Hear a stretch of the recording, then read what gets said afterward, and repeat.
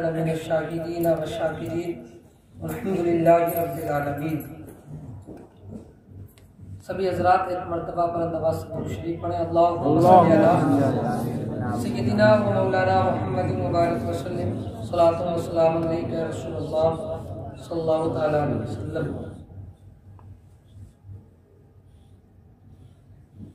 آج کی اس بزم غوث البراء میں غوث اعظم کے تعلق سے دو تین باتیں بتا کر کے رخصت کروں گا، لیکن اس سے پہلے میں آپ سے یہ سننا چاہتا ہوں کہ سننے کے لیے تیار ہیں؟ اگر ہے تو بول دیجئے سبحان اللہ، ایک مرتبہ اور بول دیجئے یا رسول اللہ۔ ماشاءاللہ لگ رہا ہے کہ سننے کے لیے تیار ہیں۔ دو یا تین باتیں بتاؤں گا اور 8 کی 10 منٹ بس، پھر آپ کے سامنے حضرت علامہ مولانا غلام مرتضی صاحب قبلہ جو ہر وقت آپ کے ساتھ رہنے والے ہیں، آپ بڑے خوش نصیب ہیں کہ حضرت آپ کے ساتھ رہتے ہیں، ورنہ ہمیں بھی خود ان سے ملاقات کرنے کے لیے تاریخیں لینی پڑتی ہیں۔ بہرکیف بہت کم وقت کے لیے آپ کے سامنے حاضر ہوں، توجہ سے سنیں۔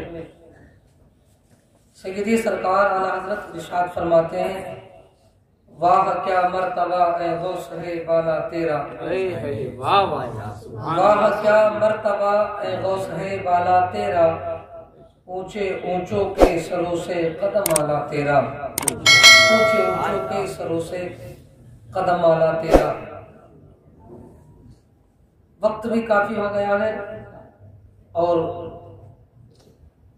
میں بھی کافی دور سے آیا ہوں، اس لیے میں بھی میرا مطلب اس وقت تو بولنے کا وقت نہیں ہے۔ حضرت بالکل پوری شان و خطابت کے ساتھ اسٹیج پر بیٹھے ہیں، لیکن دو یا تین باتیں بتاتا ہوں، آئیے سماعت کیجئے۔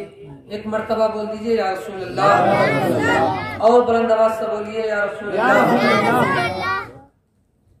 اللہ تبارک و تعالیٰ نے اس دنیا کے اندر تمام نبیوں کو بھیجا، تمام رسولوں کو بھیجا۔ اس دنیا کے اندر نبی اور رسولوں کا سلسلہ چلتا رہا۔ ایک وقت ایسا آیا کہ رب تبارک و تعالیٰ نے نبیوں کے اور رسولوں کے آنے کا سلسلہ جو ہے وہ بند کر دیا، اور تاریخ میں تو یہ آتا ہے کہ اگر ان نبیوں کی اور رسولوں کی اگر اطاعت اس وقت کے لوگ کرتے تو وہ اپنی آخرت کو دنیا پر ترجیح دے دیتے۔ کیا؟ یعنی کہ اپنی جو آخرت ہے اس آخرت کو دنیا سے جو ہے بلند کر دیتے، لیکن ان لوگوں نے نبیوں کی بات نہیں مانی، رسولوں کی بات نہیں مانی۔ بہرکیف آگے چلیے، اپنے موضوع کی طرف چلتا ہوں۔ اللہ تبارک و تعالیٰ نے انبیاء اور رسول کی آمد کا دروازہ جب بند کیا اور آخری میں جب ہمارے نبی علیہ السلام دنیا کے اندر تشریف لائے، ہمارے نبی نے اس دنیا کے اندر آنے کے بعد ہر طرف اجالا ہی اجالا، ہمارے نبی کے آنے سے ہر طرف رحمت و انوار کی بارشیں نازل ہونا شروع ہو گئی، اور جب میرے نبی کا ظاہری وصال ہوا اس کے بعد تمام صحابہ و تابعین میرے نبی کے روشن شدہ چراغ سے فیضیاب ہوتے رہے۔ سبحان اللہ سبحان اللہ۔ اس کے بعد وقت بڑھتا چلا گیا، لوگوں کو کوئی سمجھانے والا نہیں، اس لیے کہ آخری نبی ہمارے نبی ظاہری وہ بھی وصال فرما گئے ہیں، اس کے بعد لوگوں کو بتانے والا کوئی نہیں۔ لیکن میرے نبی نے جو تبلیغ فرمائی 63 سال کی عمر، اس تبلیغ سے، اس روشن شدہ چراغ سے تمام صحابہ و تابعین فیضیاب ہوتے رہے، سلسلہ چلتا رہا، وقت بڑھتا چلا گیا، لیکن ایک وقت ایسا آیا کہ لوگ خود اپنے ہاتھوں سے گناہوں میں پھنستے چلے گئے، لوگ گناہ پر گناہ کرتے چلے گئے۔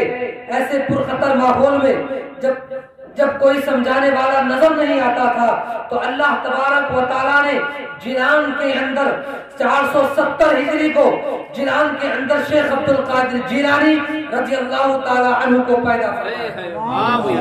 سبحان اللہ سبحان اللہ۔ ہمارے غوث پاک دنیا کے اندر تشریف لائے۔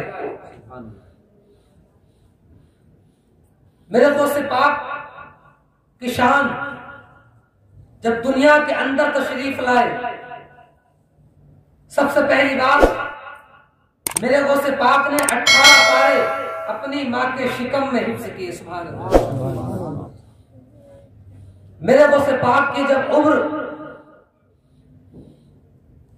جب میرے غوث پاک بڑے ہوتے چلے گئے، جب میرے غوث پاک کی والدہ نے مناسب سمجھا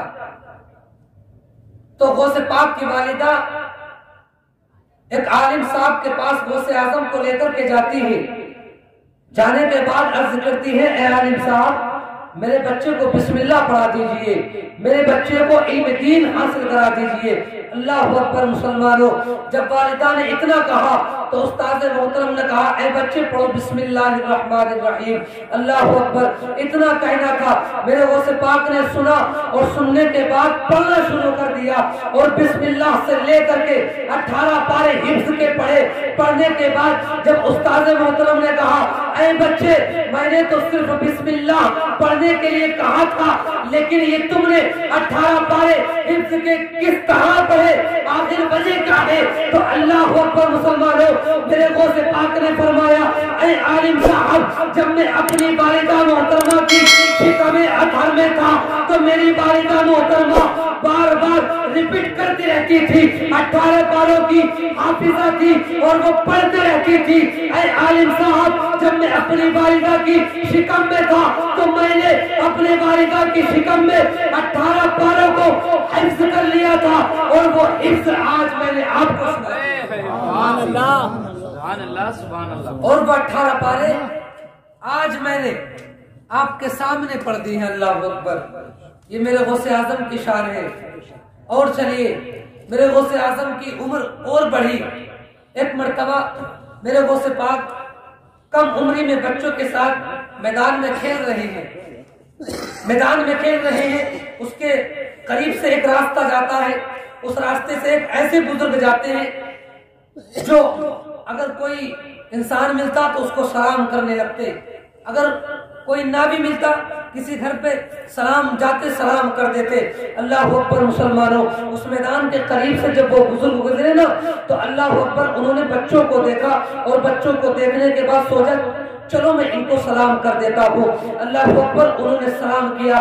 سلام کرنے کے بعد جب بچوں نے ان کے سلام کا جواب دیا تو میرے شیخ عبد القادر جیلانی مسکراتے ہیں اور مسکرانے کے بعد سلام کا جواب دیتے ہیں، السلام السلام ورحمۃ اللہ، وعلیکم السلام ورحمۃ اللہ، یعنی کہ ایک سلام کا 2 مرتبہ جواب دیا۔ اللہ اکبر مسلمانوں، بزرگ پریشان ہے، آخر میں نے تو ایک مرتبہ سلام کیا لیکن اس بچے نے 2 مرتبہ جواب دیا اور باقی بچوں نے ایک مرتبہ جواب دیا، آخر وجہ کیا ہے؟ آئیے اس سے پوچھ لیتا ہوں۔ اللہ اکبر مسلمانوں، وہ بزرگ عبد القادر صاحب کے پاس آئے اور پوچھنے لگے، اے بچے ذرا قریب میں آنا، اس لیے کہ میں نے آپ کو سلام کیا، آپ نے میرے سلام کا جواب بے شک دیا لیکن 2 مرتبہ دیا، میں نے سلام 1 مرتبہ کیا، سلام کا جواب 2 مرتبہ دیا، آخر وجہ کیا ہے؟ میرے غوث اعظم مسکراتے ہیں، مسکرانا شروع کر دیا۔ اللہ اکبر مسلمانوں، اور فرماتے ہیں، اے بزرگ صاحب آپ فلاں وقت پر ایک گلی سے گزرے تھے، کہنے لگے ہاں گلی سے گزرا تھا۔ فرمانے میرے غوث اعظم نے فرمایا آپ نے 1 مرتبہ اس گلی میں ایک گھر کے اندر سلام کیا تھا۔ بزرگ کہنے لگے ہاں میں نے سلام کیا تھا۔ غوث اعظم فرماتے ہیں کہ آپ کو اس سلام کا جواب نہیں ملا تھا؟ بزرگ نے کہا جی ہاں مجھے اس سلام کا جواب نہیں ملا تھا۔ غوث اعظم مسکرانے لگے اور مسکرا کر کہے، اے بزرگ صاحب جب آپ نے اس گھر کے اندر اندر سے اس گھر کے اندر جب سلام کیا تو آپ کو آواز نہیں آئی. اس کی وجہ یہ تھی کہ میری والدہ محترمہ اکیلی گھر میں تھی. اس کی وجہ یہ تھی کہ آپ کو سلام کی جواب کی آواز نہیں آئی. اللہ اکبر مسلمانوں. میرے غوث اعظم فرماتے ہیں اے بزرگ صاحب جس وقت آپ اس گلی سے گزرے اور میرے گھر کے اندر جب آپ کے سلام کی آواز آئی تو میں اپنی والدہ محترمہ کی شکم اکھر میں تھا اور میں نے آپ کی آواز کو سنا تھا. میرے غوث اعظم فرماتے ہیں اے بزرگ صاحب جب آپ کو میں نے اس وقت جواب نہیں دیا تھا لیکن اس سلام کا جواب میں آج ناری تکبیر اللہ اکبر رسالت یا رسول اللہ کے اعلی حضرت زندہ باد فیضان غوث اعظم زندہ باد فیضان اعلی حضرت زندہ باد مولانا سلیم منظری صاحب قبلہ ناری تکبیر اللہ اکبر. میرے غوث اعظم کی شان ہے. دیکھیے شکم اتھر میں ہے ایک بزرگ گلی سے جا رہے ہیں سلام کیا لیکن اس سلام کا جواب کئی سال بعد جب آپ کی پیدائش ہو گئی اس کے بعد ان بزرگوں کو دیا. یہ میرے غوث اعظم کی شان ہے. اور اللہ کے ولیوں پر جو اللہ کے ولی ہوتے ہیں پرہیزگار ہوتے ہیں وہ اللہ کے دوست ہوتے ہیں. اور چلیے میرے غوث اعظم کی شان میں آپ کو بتاتا ہوں. میرے غوث اعظم نے اپنی زندگی اس طریقے سے گزاری. میرے غوث پاک جب علم دین حاصل کرتے ایک مرتبہ میرے غوث پاک ایک کتاب کا مطالعہ کرتے تو دستور یہ ہوتا کیفیت یہ تھی کہ میرے غوث پاک کتاب پڑھ رہے ہیں اچانک گر جاتے ہیں. اللہ اکبر. اس کی وجہ یہ تھی کہ میرے غوث پاک جب علم دین حاصل کرتے تو کئی ہفتوں تک فاتحہ درسی کیا کرتے تھے. کئی ہفتے بنا کھانا کھائے پڑھتے چلے جاتے. ایک مرتبہ غوث پاک رستے سے جا رہے ہیں اچانک ٹھوکر لگتی ہے گر جاتے ہیں. زمین سے آواز آتی ہے عبد القادر پڑھائی کے ساتھ ساتھ کھانا بھی ضروری ہے. پڑھائی کے ساتھ کھانا بھی ضروری ہے. اسی لیے تو شاعر نے کہا کہ قسمیں دے کر خود ہی کھلائے عبد القادر او قادر مرضی مولا کا ہوتا ہے لقمہ غوث اعظم کا. شاعر نے بھی کتنا کیا خوب لکھا. قسمیں دے کر خود ہی کھلائے عبد القادر کو قادر مرضی مولا کا ہوتا ہے لقمہ غوث اعظم کا. ارے بھائی جو پرہیزگار ہوتا ہے وہ اللہ کا دوست ہوا کرتا ہے. اور جب میرے غوث پاک نے علم دین حاصل کیا کئی ہفتوں تک فاقہ کشی اختیار کی تو اس میں بھی تو کوئی وجہ ہوگی. اس میں وجہ یہ تھی کہ اس وقت پڑھنے کی طاقت میرا پروردگار دیا.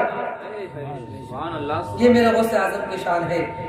اور کس طریقے سے علم دین حاصل کیا آئیے غوث اعظم سے پوچھتے ہیں. اب ایک سوال یہاں پیدا ہوتا ہے کہ غوث اعظم نے اس انداز سے جب علم دین حاصل کیا تو آخر میرے غوث پاک کو اس کا بدلہ کیا ملا؟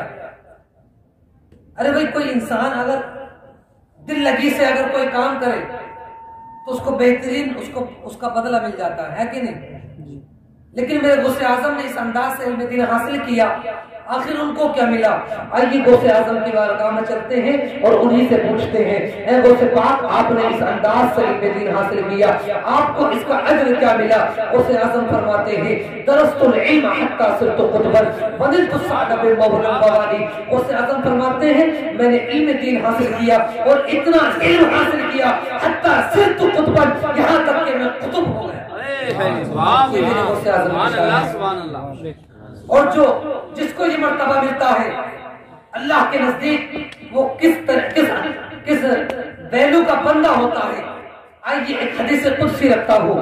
عن ابی ہریرہ رضی اللہ تعالی عنہ قال قال رسول اللہ صلی اللہ تعالی علیہ وسلم ان اللہ تعالی قال من عاد لي وليا فقد آذنته بالحرب وما تقرب الي عبدي بشيء احب إلي مما افترضته عليه ولا يزال عبدي يتقرب إلي بالنوافل حتى أحبه فإذا أحببته كنت سمعه الذي يسمع به وبصره الذي يبصر به ويده التي يبطش بها ورجله التي يمشي بها ولئن سألني لأعطينه ولئن استعاذني لأعيذنه بودي. سبحان اللہ. سبحان اللہ. یہ حدیث قدسی ہے اور حدیث قدسی اس کو کہا جاتا ہے جو ڈائریکٹلی اللہ تبارک و تعالیٰ نے نبی سے فرمایا ہو. حدیث اس کو کہتے ہیں جو نبی کا فرمان ہو اور حدیث قدسی اس کو کہا جاتا ہے جو رب تبارک و تعالیٰ نے نبی کے ذریعے بھیجا. اب آئیے اس کا ٹرانسلیٹ کر لیجئے. حضرت ابو ہریرہ رضی اللہ تعالیٰ عنہ سے مروی ہے، بیان فرماتے ہیں کہ رسول اللہ صلی اللہ تعالیٰ علیہ وسلم نے ارشاد فرمایا کہ رب تبارک و تعالیٰ فرماتا ہے کہ جس نے میرے ولی سے دشمنی کی اس کے لیے میری جانب سے اعلان جنگ ہے. اللہ اکبر مسلمان. یہ رب تعالیٰ فرماتا ہے جس نے میرے ولی سے دشمنی کی اس کے لیے میری جانب سے اعلان جنگ ہے. اور رب تبارک و تعالیٰ فرماتا ہے کہ جب میرا بندہ اس چیز کے ذریعے سے جو میں نے اس پر فرض کیا میرا قرب حاصل کرتا ہے تو میں اس کے قریب ہو جاتا ہوں.